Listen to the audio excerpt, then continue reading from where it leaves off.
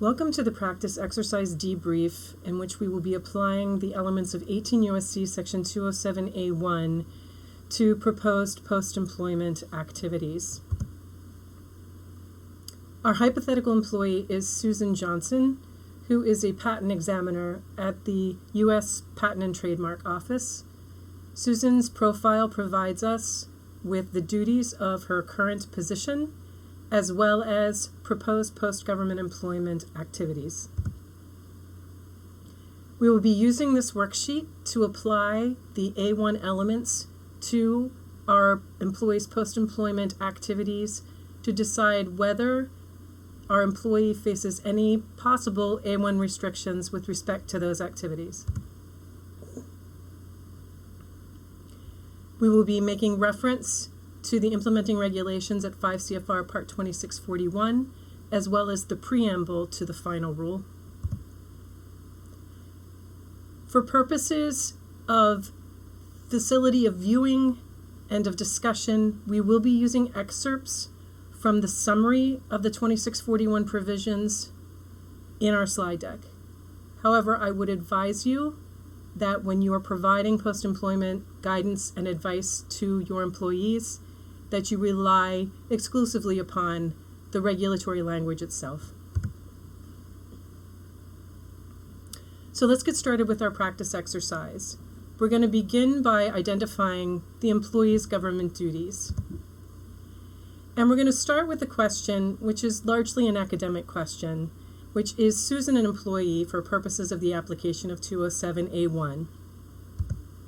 And the simple answer to that question is yes, Susan is an employee for purposes of the application of A1. A1 applies to all executive branch employees except the president, the vice president, and enlisted military personnel. But I would like to highlight for you what the definition of employee includes, lest there be any question or doubt. Clearly, the term employee applies to all full-time officers and employees in the executive branch, but is also extended to part-time employees, and that includes special government employees, and it doesn't matter whether your SGEs are compensated or not. Likewise, the definition of employee extends to anyone who's serving as a detailee under the Intergovernmental Personnel Act. So Susan is an employee, so now we have to find out whether Susan's duties included any particular matters involving specific parties, because this is a critical piece of information for purposes of the application of the A1 restrictions. So we begin by asking ourselves, what are particular matters involving specific parties? Now, particular matters involving specific parties require that they be matters that have identified parties, that is to say, named parties. So any sort of judicial proceeding or hearing or other adjudicatory administrative proceeding or court case clearly is going to have named identified parties. Those are specific party matters. But in addition, distinct and discrete transactions that also have named parties, such as contracts, such as grants, such as licenses, such as applications for patents, are also specific party matters. So when we look at Susan's description of her duties, we see that she worked both on patent application approvals as well as the appeal of rejected applications. In both instances, those matters are the types of matters that have named parties, and therefore they are specific party matters. So with respect to which duties does Susan have a potential A1 bar? Potentially it's every patent application that she was assigned. Likewise, it is potentially every denial of approval of application that she worked on. If A1 applies, for how long would that restriction last? And for A1, the bar lasts for the lifetime of the matter. So it will be for the lifetime of the patent approval and or for the lifetime of the appeal of denial. Now, we now need to know whether Susan participated personally and substantially in any and or all of these specific party matters to which she was assigned. To participate personally means to participate directly. So if she was the action officer, if she took action on matters to which she was assigned, then she participated personally. Personally also includes direct and active supervision of the participation of others, which in Susan's case isn't going to be applicable because we have no indication that she had any supervisory responsibilities. To participate substantially means that you participated in a way that was of significance to the matter, that it reached to the substantive merits of the matter. In this sense, substantiality is not a quantitative concept, it's a qualitative concept. Substantially participating does not require a certain amount of time be dedicated to the effort. It is the importance of the effort that was dedicated to the matter. And while decisions, approvals, disapprovals clearly are the type of participation that would be substantial, there are a variety of ways that an employee could participate along a decision-making universe where they are providing a recommendation or rendering advice in connection with the matter, even though they are not making the final approval or disapproval or other final decision in the matter. So you can participate substantially in a matter even though you are not the final deciding authority. What does not constitute personal and substantial participation is merely having official responsibility for something without otherwise acting upon it. If you merely have knowledge of the existence of the matter, that would not be sufficient. If your involvement is purely ministerial, that also would not constitute personal and substantial participation. So these are clarifying definitions that we would want to provide to Susan in connection with all of the specific party matters that she may have had pending under her official responsibility while she was a government employee. So we want to be able to help Susan decide which of the patent applications and appeals to which she was assigned did she participate substantially. And as we saw, personal and substantial participation is a very low bar. So it is likely that for every patent application or for every appeal of denial that she was assigned, she also participated personally and substantially. But what about if Susan participated in cases that other examiners had been assigned to?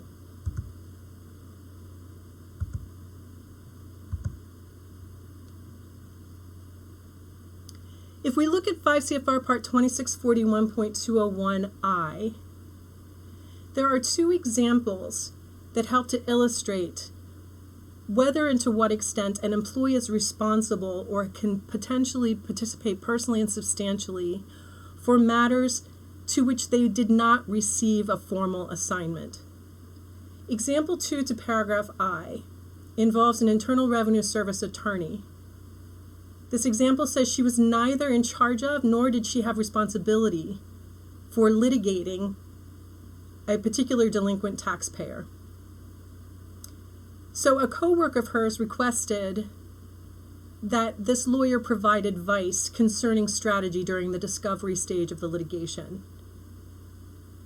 The IRS attorney who actually provided that, even though she was not assigned that litigation, participated personally in the litigation. Example 3 goes on to talk about the substantiality piece. The IRS attorney in the previous example had no further involvement in the litigation. So we are considering that the totality of her participation involved providing this piece of advice about strategy that occurred during the discovery stage of the litigation. She participated substantially in the litigation, this example says, notwithstanding that the post-discovery stages of the litigation lasted for 10 years after the day she offered her advice. So notwithstanding that her participation was limited in time, notwithstanding that it was limited in quantity, the nature of her participation was both personal and substantial, and so she has a lifetime bar with respect to that litigation, irrespective of the fact that her participation took place very early in the stages of that litigation. So now we're going to look at the post-employment aspects of our analysis. Susan has told us that she has a prospective employment opportunity with Dunlap, Grubb & Weaver, and she has told us that she anticipates that she will be assisting clients in preparing and processing applications for design patents, and that she also will be assisting attorneys in representing clients in appeals of PTO's denial. So it appears that Susan is clearly going to be engaging in post-employment activities that are very closely related to the work that she performed as a patent examiner at USPTO. So the question that we have to help Susan answer is, given what she anticipates will be her duties for her new employer, is she prohibited from working on any or all design patent applications for Dunlap clients? Here we have to remember how narrow the A1 restriction actually is. Under A1, Susan is restricted from communicating or appearing before the government with the intent to influence in connection only with those specific party matters in which she participated personally and substantially. So when we look at the universe of things she may be assigned to do for Dunlap clients, we have to divide those into effectively two groups. Those that may very well involve specific party matters, applications that Susan actually worked on while she was a patent examiner at USPTO, and those that she did not. For those that she did, we know we're going to have to look more closely at what her restrictions will be because we know she will have them. But let's look at those for which she has no restrictions. If there are new applications for patents, applications that have never been submitted to USPTO before, Susan has no restriction with respect to communicating back to USPTO on those matters. A1 simply does not bar her participation in those matters in any conceivable way. What about matters that may have been before PTO, but that she didn't participate in personally and substantially? Let's say matters that her colleagues were assigned and worked on, but in which Susan had no participation.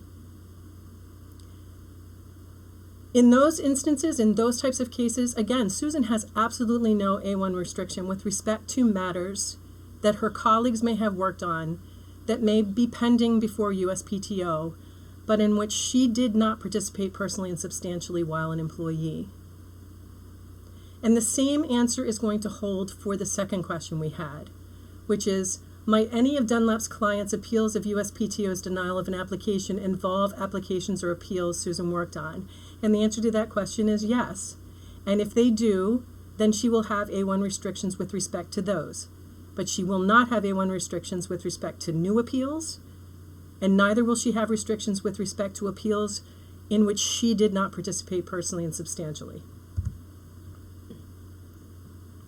So what is an appearance or communication? It's important that we understand what appearances and communications are, what the universe of an appearance or communication might be, notwithstanding that not all appearances or communications are prohibited. The only ones that will be prohibited are those that are with the intent to influence. But we're going to separate out appearance or communication by itself for the moment before we bring in the intent to influence aspect. So what is an appearance or a communication? An appearance is just that. It's your physical presence in a room before an employee of the United States government. Your physical presence can occur in both formal and informal settings. So it doesn't have to be in an office space or an office building in order for you to be making an appearance before an employee of the U.S. It can include participating in discussions, but it doesn't have to. In fact, simply appearing in the room without engaging in any other form of communication under certain circumstances can be construed as making an appearance with the intent to influence. And the regulation itself addresses specifically mere presence with the intent to influence and what those factors are to make that determination. A communication, similarly, is kind of self-evident. It's anytime the employee is imparting or transmitting information, whether that's orally, in writing, or electronically. Again, it can be in a formal way or in an informal way. But it must be with the intent that the information be attributed to the former employee. Now that's an odd little bullet point there, and we're going to come back to that in a moment because we will see the same sort of concept appear in the definition of behind-the-scenes assistance. Behind-the-scenes assistance is not barred by 207A1, provided that it is not done through a third-party intermediary with attribution intended. So again, we keep coming back to this concept of when something is entirely behind the scenes and when it might actually be a communication. And it surrounds the notion that there may be times where, notwithstanding that the former employee is not the person communicating literally the message, they are doing it in a manner that makes it clear that they intend to be identified as the source of the communication.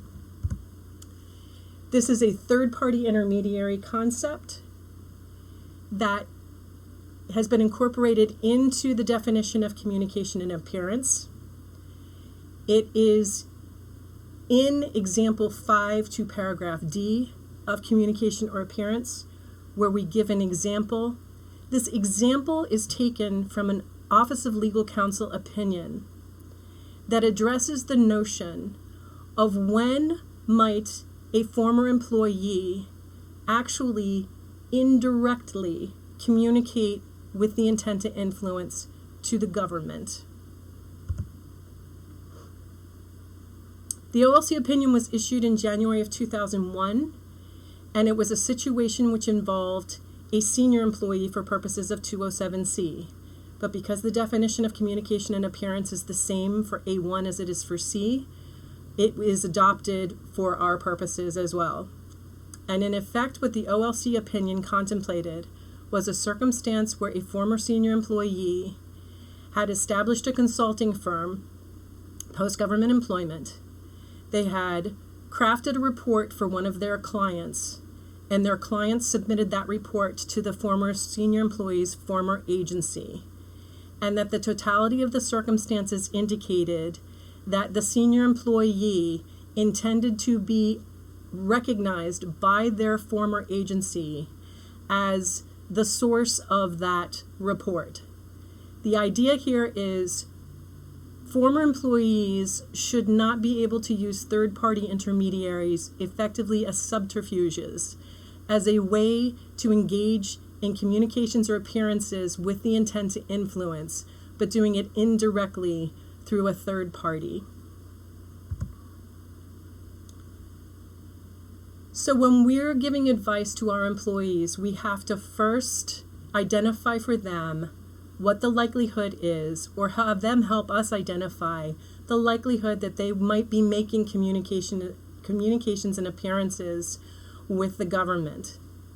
So if we look at what Susan was contemplating doing, there's every likelihood that Susan, if she's assisting clients, is going to have to either communicate by submitting paperwork, by transmitting information to USPTO in connection with applications that she's working on for her clients, or certainly in connection with appeals of denials.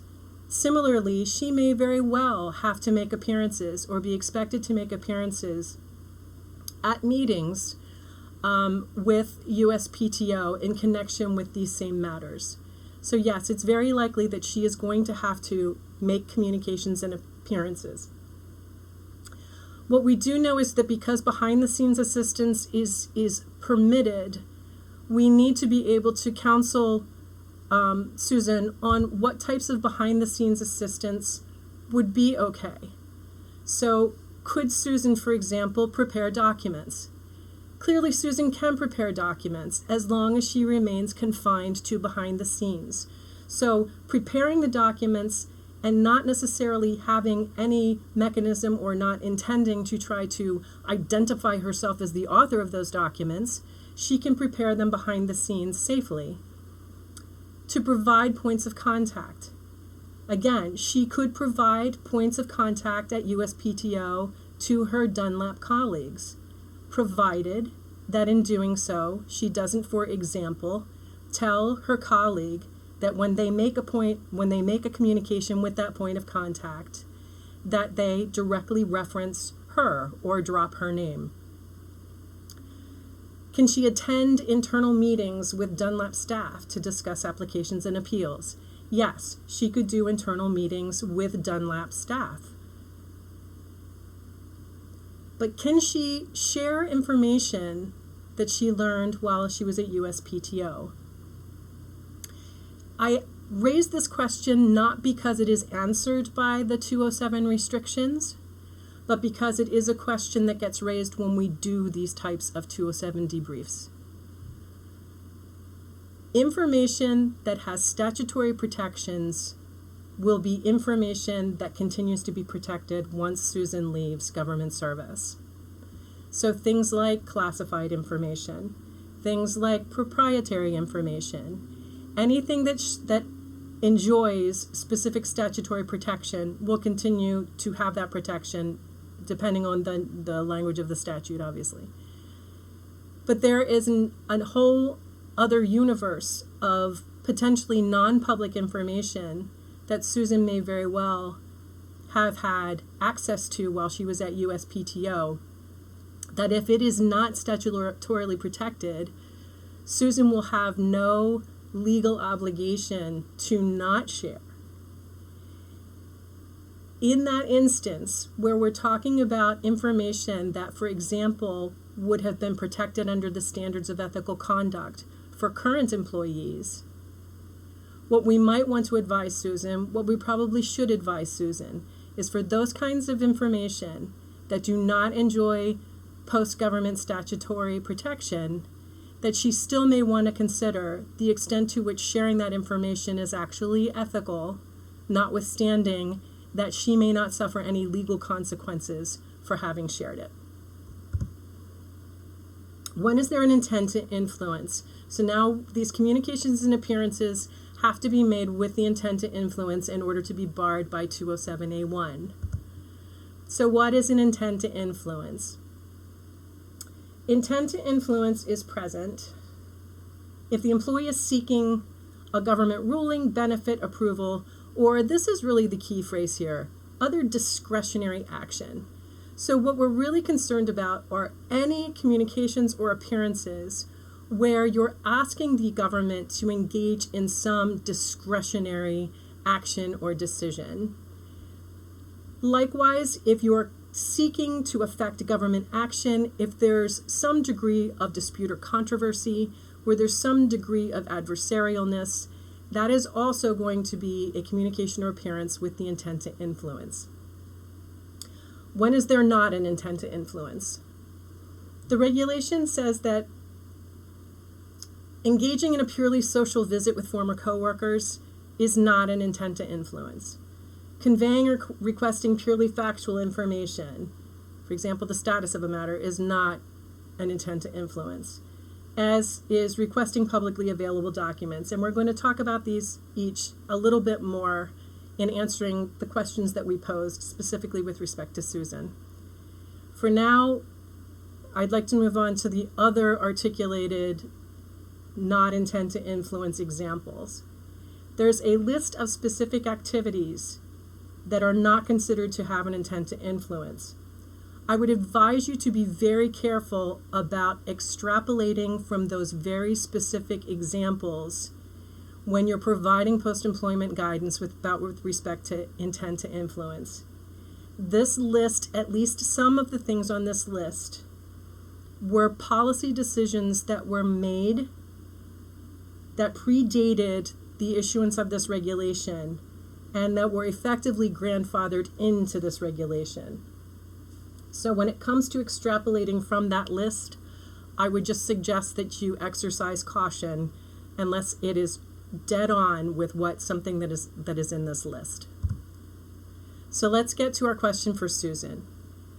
When might she be making a communication or appearance where there is no intent to influence? If she requests publicly available information, the key here is that it has to be information that doesn't require a discretionary decision on the part of the agency to decide whether or not to make that information available.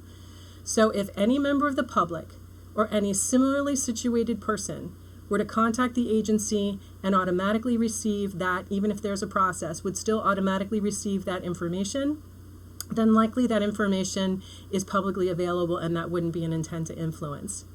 However, things like FOIA requests require a discretionary process, a discretionary agency decision. So a FOIA request would not be an example of something of an employee requesting publicly available information. Requesting a status update. If Susan were to call in to USPTO and say, "Can you confirm for me that this is the date of our hearing?" That would be information that anybody who had a hearing date before USPTO would presumably be allowed to call USPTO and verify what the date of their hearing is. That's a status update. That would be permissible. Contrast that with if Susan were to call because she wanted to change the date of the hearing. That would be something that wasn't just asking for a purely factual status update. That would be asking for a discretionary decision. Social calls. Susan presumably will have continued contacts with her former colleagues, perhaps in a social context.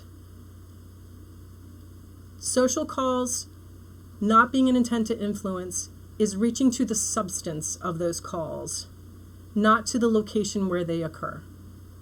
So just because Susan is having a happy hour interaction with colleagues, just because she's attending the annual holiday party at USPTO, does not mean that because the setting is social, that she is allowed to engage in conversations and in communications that would reach to intent to influence.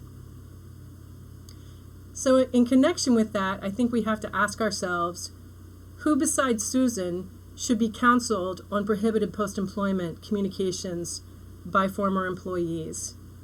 And I think the answer there is clearly that employees at your agency should be counseled on the restrictions that former employees face when they make communications back, so that current employees are not engaging in communications that either inadvertently pull former employees into a prohibited communication, or that otherwise aid and abet what would be considered to be an illegal communication.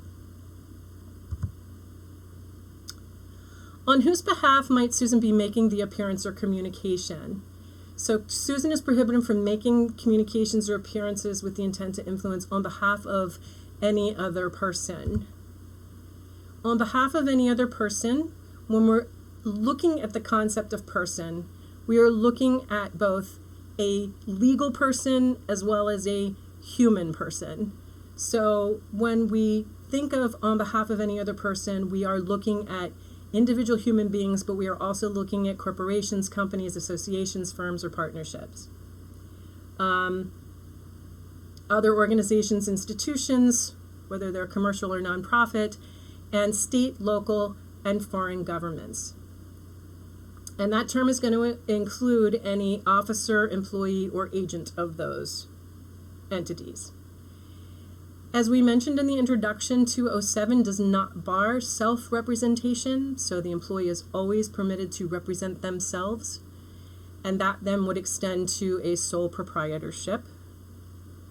However, that does not allow the employee, under the guise of self-representing, to actually be engaging in as an agent for another.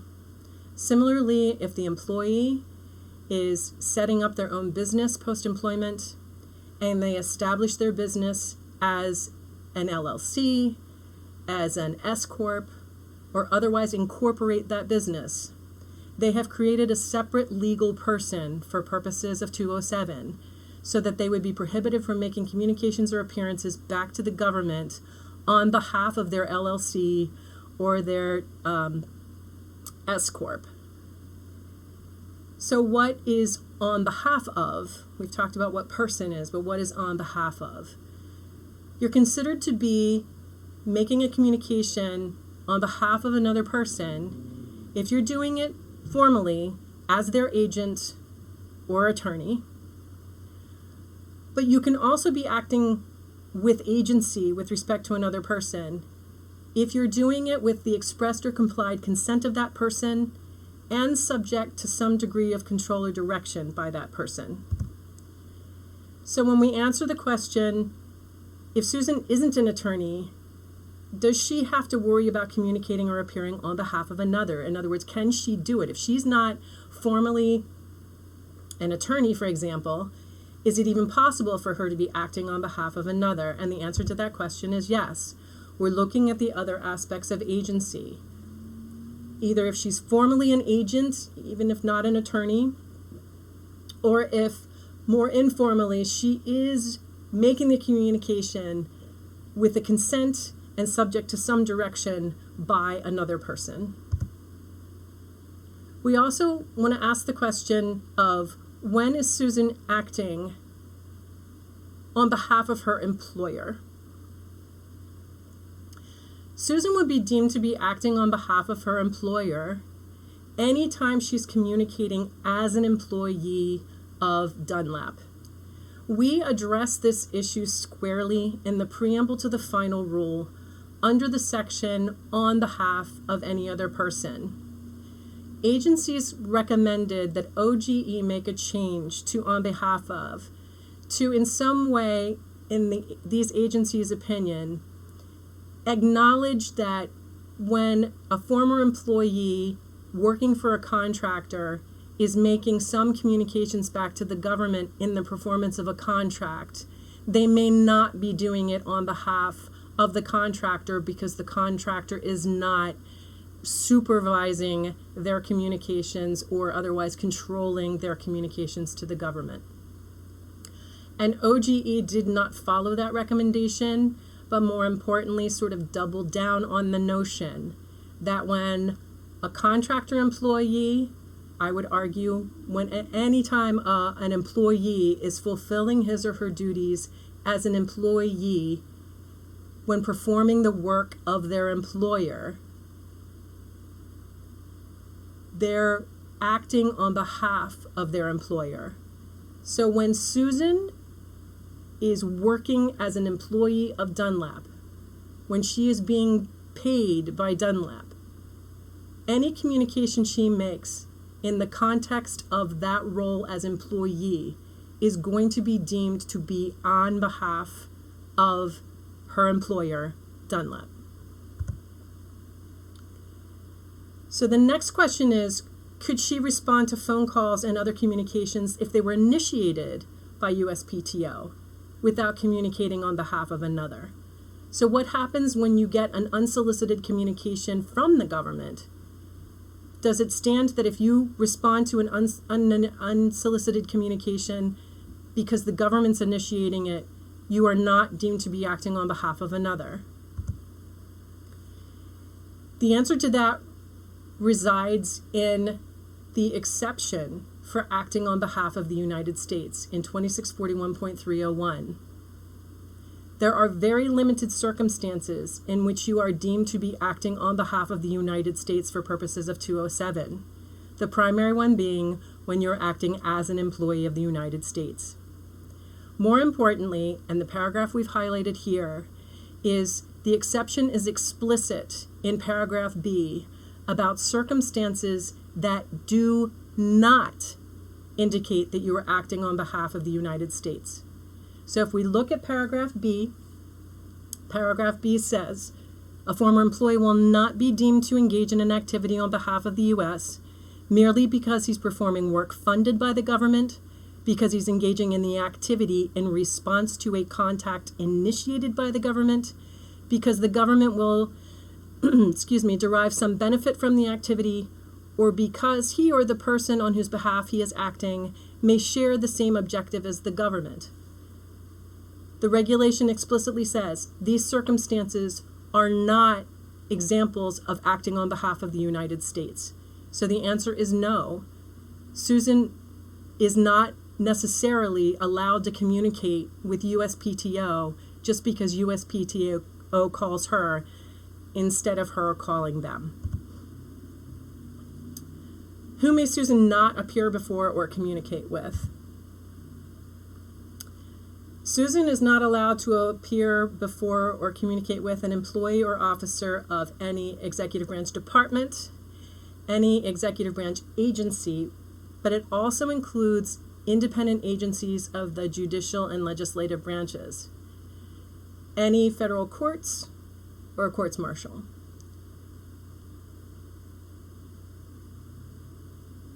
As you will see from this list, what is missing from this list that's fairly obvious is members of Congress and their staff are not considered to be to or before an employee of the United States for purposes of 207A1. So in answering the question, is Susan restricted only as to communicating or appearing with USPTO? The answer to that question is no.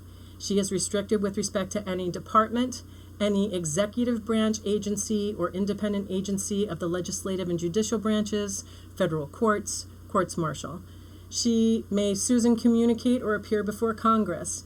The answer to that question, generally speaking, is yes. She can appear before members of Congress and their staff.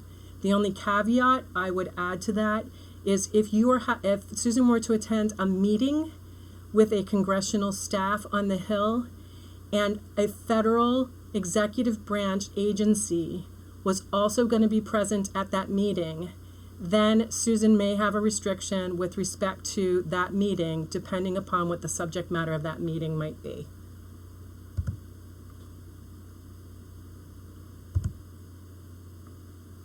What is the same particular matter? This question is a little bit tricky, and this question is one that really is going to be very fact specific. When we're trying to decide in sort of a cursory prospective way whether or not our employee is likely to face any A1 restrictions with respect to the matters that they are currently working on or have worked on, we're going to be looking at whether it's likely that the things they're anticipating doing might be the same particular matters involving specific parties. But in terms of making determinations post-government employment about whether the two matters are exactly the same particular matters, particularly as we indicated in a prior example, when the matter is showing up in a way that doesn't look necessarily identical to the way the employee experienced it as a government employee, then we're going to want to ask more specific questions, particularly about what the nature of the communications will be, and more specifically, in connection with what sort of specific proceeding is the communication going to take place, so that we can use these factors that are here to help us decide whether or not the matter the employee wants to communicate back on is truly the same particular matter involving specific parties that they worked on while they were a government employee. So we want to answer the question, for example, would litigation involving a patent application that Susan approved be the same specific party matter?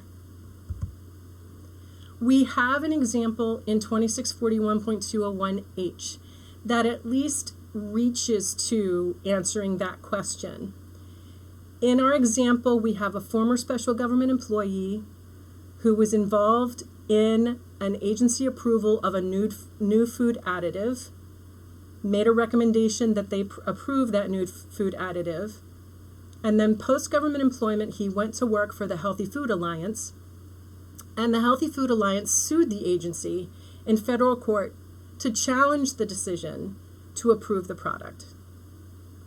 After leaving government service, the SGE is not allowed to serve as an expert witness on behalf of the HFA in this litigation because it is a continuation of the same product approval matter in which he participated personally and substantially.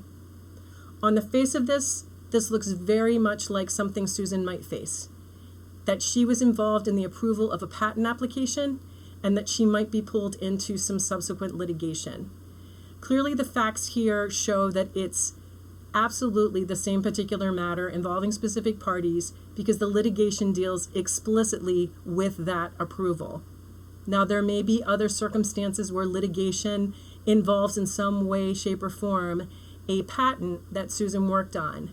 It's in those circumstances where you're likely going to have to get more information to make sure that before you prohibit or tell her she's prohibited from engaging in a communication or appearance, that the matter she's going to participate in is, in fact, the same particular matter involving specific parties. When is the U.S. a party, or does it have a direct and substantial interest?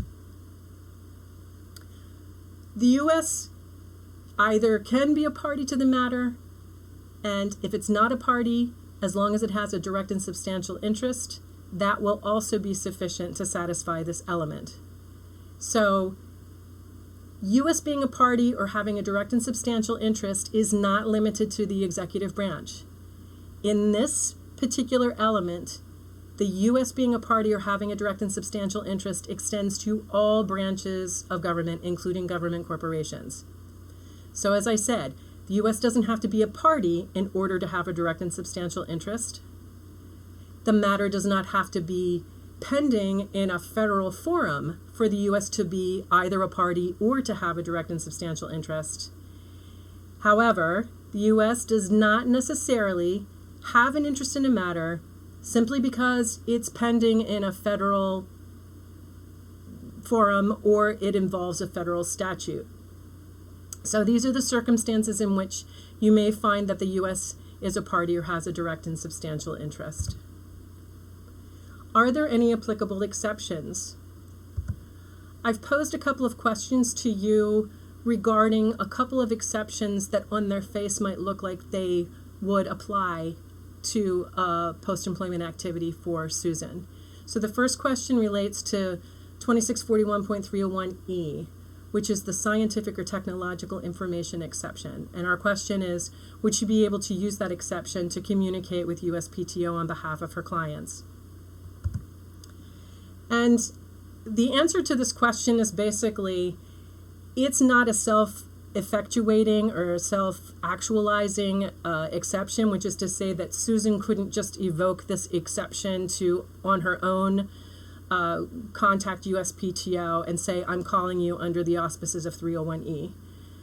In order to have this exception available to your employees, your agency has to have adopted procedures, or you have to have coordinated with OGE and issued a certification in the Federal Register. If your agency has these procedures, they likely as well will have articulated what, for your purposes, constitutes scientific or technological information.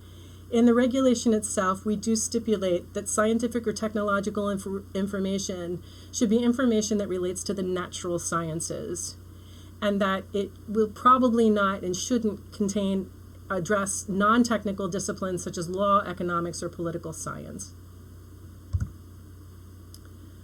So the second question is, would 2641 301F allows Susan to serve as an expert witness on behalf of Dunlap. Now, we just had an example that sort of indicated that the expert witness testimony might not be available to Susan. And if you look at the limitation on the exception for service as an expert witness that is associated with this exception, the limitation is basically this. If your employee would be engaging as an expert witness in connection with a proceeding in which they would otherwise have a 207A1 restriction, then they may not serve as an expert witness unless they're being called as a witness by the United States, or they're basically being compelled to be a witness by court order. And by court order, we do not mean a subpoena. And it has to be something more than an order that merely qualifies the individual to testify as an expert witness. So in sum, if we look back at our application of 207A1 to Susan's proposed post-employment activities, we said yes, that Susan has been involved in specific party matters, and they are multiple patent applications and multiple appeals of denials of patents. And we can say fairly certainly that she participated personally and substantially in at least some of these, if not all. She is anticipating working for Dunlap, Grubb, and Weaver and engaging in both preparing and processing application for clients, as well as potentially representing clients in appeals of PTO's denial of their applications. In connection with these two things, we have said that Susan isn't going to have any restriction in either of these areas for applications or appeals that are new, for applications or appeals that were handled by someone other than Susan while she was working for PTO. She will have restrictions with respect to any of the applications or appeals in which she participated personally and substantially while a government employee. In those instances, while she can't communicate personally and substantially, she can't communicate with the intent to influence, back to USPTO, she could engage in certain permissible behind-the-scenes assistance. We would want to give Susan some very specific examples of what permitted behind-the-scenes assistance would look like. We also want Susan to know that her bar is not going to extend only to USPTO, but that it's to any executive branch department, agency, independent agency of the legislative and judicial branches, the federal courts. We also want her to know that she will be communicating on behalf of her employer when she is communicating as an employee of Dunlap. And that's even in situations where the United States government may be initiating a communication with her. We did not identify any exceptions that would apply to any known activities that she's contemplating. Final highlights of 207A1 are we need to remember that it applies only to employees who worked on specific party matters or directly or actively supervised the work of others.